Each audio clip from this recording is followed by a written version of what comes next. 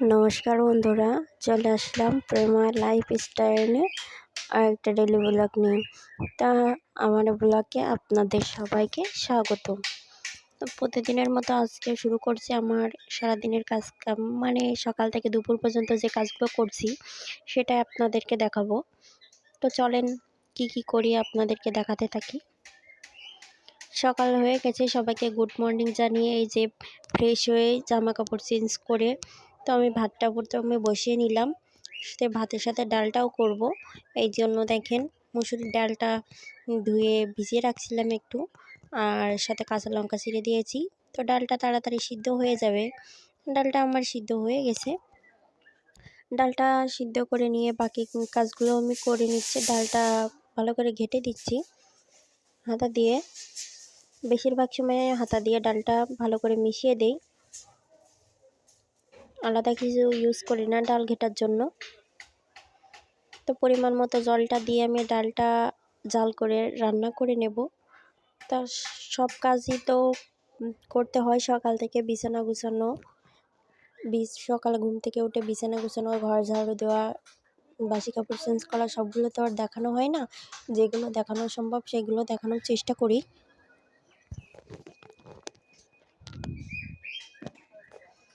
তো এই যে আমি ডালে আগে থেকে হলুদ দিয়ে রাখছিলাম মেশানোর সময়। তো এবার লবণটা দিয়ে ডালটা বলক আসা পর্যন্ত জাল করে নেব। তো ডাল বলক এসে গেলে আমি ডালটা নামিয়ে সম্পার দিয়ে দেব। আজকে একটা কাজও করব। আজকে ছেলে কয়টা নিয়ে আসছে কুমড়ো ফুল, তো সকালে সেটা আর ভাজি করব না, তো দুপুরবেলায় সেটা ভাজি করব। তো আপনাদেরকে দেখাবো যে কীভাবে কুমড়ো ফুলের বড়াটা করি। তো আজকের দিনে চিন্তা ভাবনা আছে বেশি কিছু না রান্না করার। তো দেখেন কথা বলতে বলতে ডালটা আমি ফোড়ন দিয়ে দিয়েছিলাম, ডালের বলকটা এসে গেছে। তো এই পর্যায়ে আমি একটু চিনিও অ্যাড করে দিচ্ছি। আসলে ডালে চিনি দিলে একটু খেতে সুস্বাদু লাগে আর কি।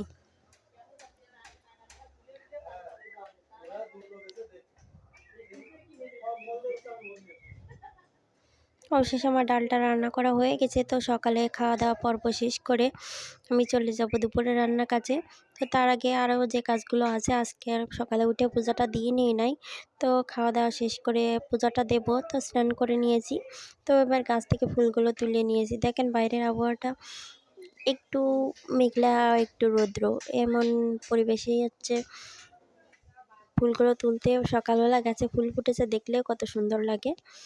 তো ফুলগুলো আমার উঠানো হয়ে গেছে। এই পর্যায়ে আমি ঠাকুরকে স্নান করে মুছিয়ে মানে পূজাটা দিয়ে নেব। ধূপ দীপ জ্বালিয়ে পূজাটা দিয়ে নিচ্ছি। ঠাকুর ঘরে ব্যবস্থা করতে চাইছিলাম যে একটা লাইটের, তার সেটা আর হলো না। এই জন্য ঠাকুর ঘরের ভিতরেরটা মনে হচ্ছে অন্ধকার টাইপের। তো আমি আজকে রান্না করব, মাছ ভুনা করব, সাথে হচ্ছে কুমড়ো ফুল ভাজি করব, মানে বড়া করব এই আর কি। তো মাছটা আমি ভালো করে ভাজি করে নিচ্ছি। মাছটা যত ভালো করে ভাজা হবে খেতে তত সুস্বাদু লাগে। আগে মাছ না ভাজলে ভালো লাগতো, কিন্তু ইদানিং মাছ না ভাজলে না খাওয়া যায় না, কেমন একটা গন্ধ টাইপের লাগে। তো এই যে মাছ ভুনা করার জন্য যে মশলাগুলো লাগে সেটা আমি ভালো করে কষিয়ে নিচ্ছি।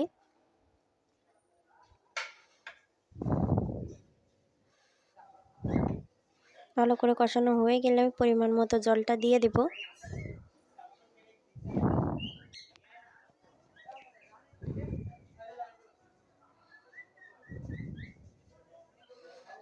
জলটা দিয়ে আমি মাছটা দিয়ে দিচ্ছি, কারণ আপনারা জানেন আমিও খুব অল্প পরিমাণে ঝোল রাখি তরকারি থেকে। আমার কেন জানি না অনেকগুলো ঝোল রাখলে তরকারিটা খেতে ভালো লাগে না, দেখতেও কেমন একটা যেন লাগে, মনে হবে যে মাছের জলের ভিতরে মাছ সাঁতার কাটছে এমন টাইপের। এই জন্য আমি সবসময় সব তরকারিতে অল্প ঝোলই রাখি। 3 জনের সংসার তো এইভাবে মোটামুটি চলে যাচ্ছে, দিন আনা দিন খাওয়া।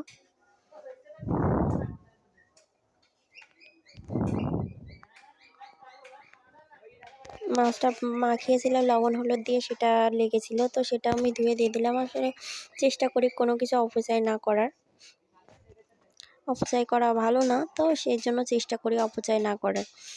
এই যে আমি রান্নাটা বসিয়ে দিয়েছি। তো এই রান্না একটু বলক এসে গেলে আমি এটা নামিয়ে নেব। ঢাকনা দিয়ে আমি ঢেকে দিচ্ছি।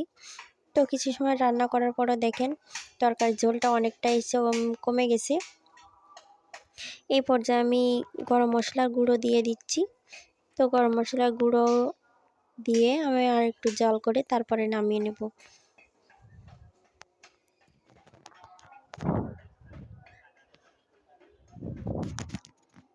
সাথে একটু জিরা গুঁড়ো দিয়েছিলাম।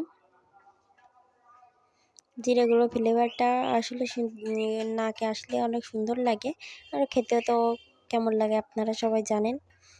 তো এই পর্যায়ে দেখেন আমার তরকারিটা ঢাকনা দিয়ে আর একটু জাল করে নামিয়ে নিয়েছি।